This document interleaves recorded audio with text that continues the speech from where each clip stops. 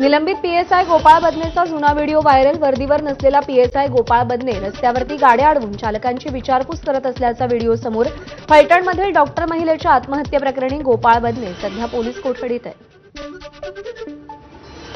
संपूर्ण व्यवहार रद्द करण्याची धर्मादाय आयुक्तांना जैन मुनींची विनंती. डील रद्द होत नाही तोवर आंदोलन सुरू राहील.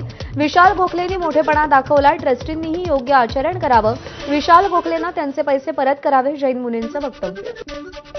जैन बोर्डिंग व्यवहारातली गोखले बिल्डरकडून जैन ट्रस्टला मिळालेली 230 कोटींची रक्कम गोठवा. रवींद्र धंगेकरांची मागणी. जमीन चोरी करणाऱ्या टोळीला धडा शिकवण्यासाठी रक्कम गोठवा आणि पुण्यातील जैन बोर्डिंग हॉस्टेलच्या सगळ्या ट्रस्टींना बरखास्त करा, धंगेकरांची भूमिका.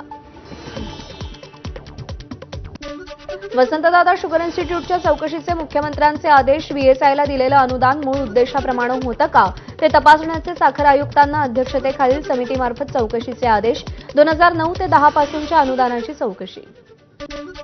मुख्यमंत्र्यांनी ठाण्यानंतर आता बारामतीकडे मोर्चा वळवला. वसंतदादा शुगर इन्स्टिट्यूटच्या चौकशीवर रोहित पवारांची टीका. राजकीय द्वेषातून चौकशी करून संस्था बदनाम करण्याचा प्रयत्न, रोहित पवारांचा आरोप.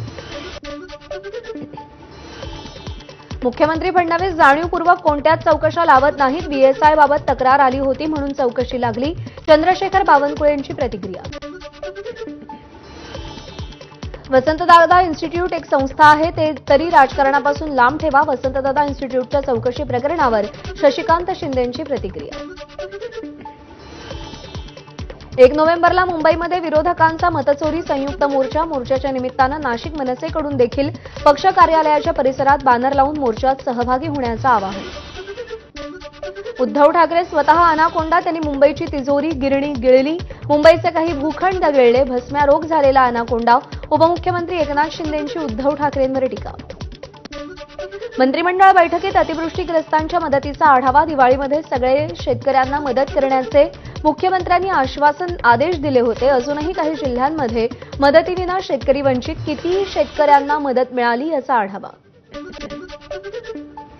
पंतप्रधान मोदींचा उद्या मुंबई दौरा. मॅरिटाईम लीडर्स कॉन्क्लेव्हला पंतप्रधान संबोधित करणार. इंडिया मॅरिटाईम वीकमध्ये 85 देशांच्या प्रतिनिधींचा सहभाग.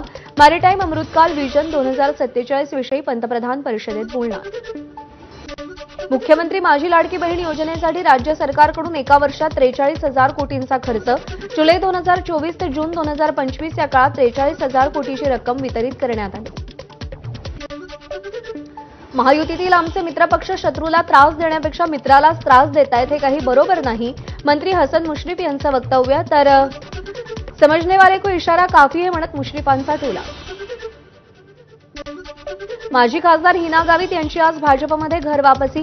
प्रदेशाध्यक्ष रवींद्र चव्हाण यांच्या उपस्थितीत प्रवेश करणार. हिना गावित यांनी भाजपचा राजीनामा देऊन अपक्ष विधानसभा निवडणूक लढवली होती. कराडमधील विविध पक्षातील माजी नगराध्यक्ष आणि नगरसेवकांचा भाजपत पक्षप्रवेश. रवींद्र चव्हाणांच्या उपस्थितीत हा पक्षप्रवेश झाला. मंत्री चंद्रकांत पाटील आणि आमदार अतुलबाबा भोसले यांचीही उपस्थिती. सोलापूरच्या मोहोळ तालुक्यातील अजित पवारांच्या राष्ट्रवादीचे 2 माजी आमदार उद्या भाजपत प्रवेश करणार. यशवंत माने आणि राजन पाटील उद्या मुंबईत भाजपत प्रवेश करतील. 30 ऑक्टोबरला काँग्रेसचे सहकार क्षेत्रातील दिग्गज नेते माजी जिल्हा परिषद अध्यक्ष प्रवीण देशमुख, माजी सभापती अरुण राऊत यांच्यासह अनेक पदाधिकारी राष्ट्रवादीच्या वाटेवर. उपमुख्यमंत्री अजित पवारांच्या उपस्थितीत पक्षप्रवेश होईल.